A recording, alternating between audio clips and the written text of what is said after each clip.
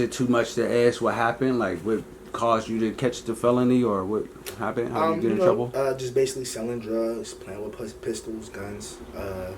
Just being reckless. Like, you know what I'm saying? Like, I was just being reckless out there. Just thought that I was untouchable. And Can you walk us through that day? Like, you got in trouble? Yeah. So pretty much, I end up.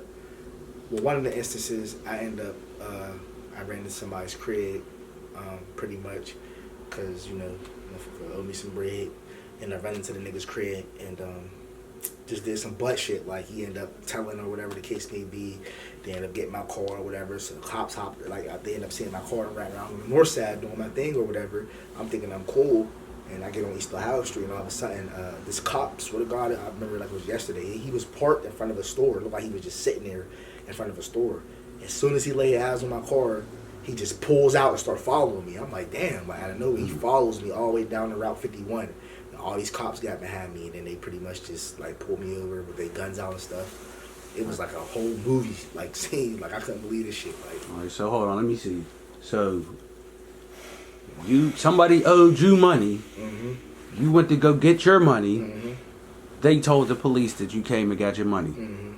Told the police that I came in their crib and all this shit, and then I'm going to the police station. They did it to the point where they even putting me out in a photo thing. Like, they ended up doing the line and circling. Yeah, like, it got that real. Like, so dude's on paperwork? Yeah. You don't want to say his name? Nah, I ain't gonna say his name. All right. But there is some paperwork out there on that situation. For sure. All right. So they get behind you, they arrest you. Yep. Was you surprised at the situation, or you knew it was coming? Like, damn, I knew. I mean, I kind of felt it was coming, because I just knew dude was a scary ass nigga, but I didn't think that it was gonna lead to all of that. Like, you know what I'm saying, like, you owe me. Like, he act like I did something wrong. I didn't. Like, motherfucker, you owe me money. Like, and yeah, man, and pretty much he just went left on me. Like, you know what I'm saying, so. I don't know. You the game is dirty. Yeah, the game's dirty. That's why, honestly, it don't really pay to be in the streets, to be real with you. Streets don't love you.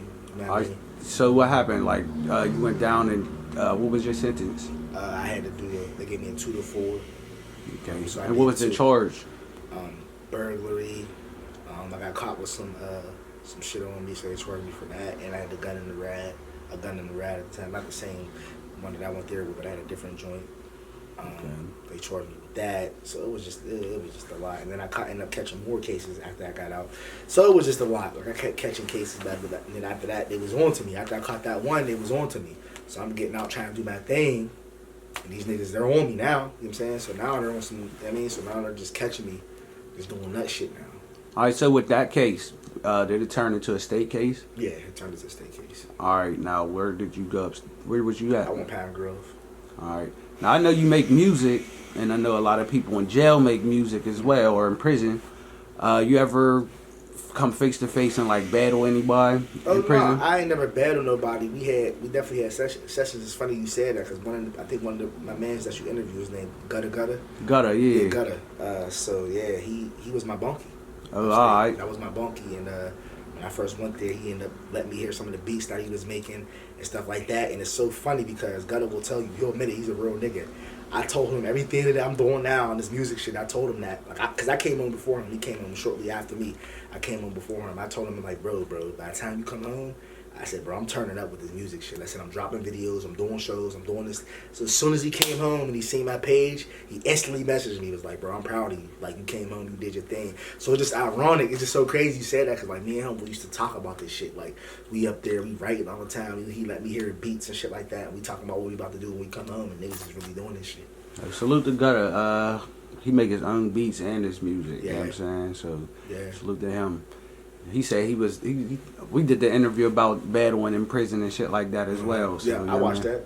That's what's up. I call him Gutter, because that's one of his. He used to say that all the time. He like Gutter. But yeah, that's my man though. He a real nigga, man. He's solid, and he can rap like a motherfucker too. All right, what about high school? I mean, did you have a chance? Yeah, high school. That's where it all started. It's so crazy, because when I was in the independent living, they ended up building a studio in there for me. They heard my music and they respected it so much. They had some investors that used to come there like twice a month. They used to come and take us to the movies and out to eat, just get us out the place for a while. And one of the investors came up to me like, yo, I heard you be making music. He was like, you want a studio in here? I'm like, yeah. Oh, yeah. He went out and bought all the iMac came like real nice shit, like the real shit. Soundproof, built the little booth for us and everything, and they built the studio inside it. I was probably the first nigga. How Soulja Boy said he was the first. I'm the first rapper to be inside of an independent living and had a studio built in there for them. I said it, and that's 100. You don't have to highlight that. Put that out. That's 100. I'm the first rapper to have a studio built inside of an independent living, a state facility built for them. Me. And that's facts. Drive Guy can verified, Bandit can verify it. All they was all part of it. I'm the reason niggas started rapping. I got the studio built in for us. Okay. And then from there, I was going to McKeesport. And it's funny, like how I brought up my man's Big Craig. I started bringing him down there. It was so real. I started bringing a couple of my friends down there from McKeesport to the studio. My man Tono came down there. My man Bandman came down there. Big Craig came down there. I started bringing some guys. I used to go to school and be like, yo, I got the studio. I ain't tell a lot of people about it because the independent living was weird. They don't really like a lot of people coming in and out of there. You know what I mean? But I told them like, yeah, these like 3-4 of my friends that I really talked to because they knew I was like, I'm not really a big friends person. Like they knew I ain't really chill with a lot of people. So like they had a couple friends, they was okay with that. I used to bring them down there on the weekends and used to get it in the studio. So. All right. In order to record, somebody got engineer. Who was engineer? It's crazy. I was engineering. That's So the funny thing. all right. I don't do it. It's funny because like I really low key know how to engineer. I just never really learned it to the point of mixing, mastering a song. I can get it to the point where I can record your shit, lay your tracks down, play with your vocals a little bit, but I never knew how to put the polishing on it and finish the song. But I was doing everything. But you know enough. I know enough. You could go record your own shit right now in the booth and Yeah. then send it to the engineer to mix and master. Yep, I can do that for sure. That's what's up. That's what's up. You ever battle anybody in that situation? I mean, not so. I will say the only battles that I really had was when I was at Arbely. That was the first group home that I went. The first place that I went to was Arbely. Before I went to that independent living, but I was in Arbely first. And when I was in there, I had a lot of battles. Niggas would put beats on. Niggas would go at it. I ain't gonna lie. I used to chew niggas. I used to be one hell of a. I used to chew niggas. And niggas will verify. Like I used to chew niggas. Like real shit. I used to chew niggas. Like I don't know what it was. Like I don't really freestyle. It's crazy because like I lost. I ain't gonna lie. I kind of got addicted to the writing. I don't really freestyle no more. Like you could put a beat on. I can rap to it, but I feel like my freestyling game's trash now. I'm just have one hell of a writer now. But back in the day when I first started rapping, I was chewing niggas. I was chewing. It was at a young age too. At that.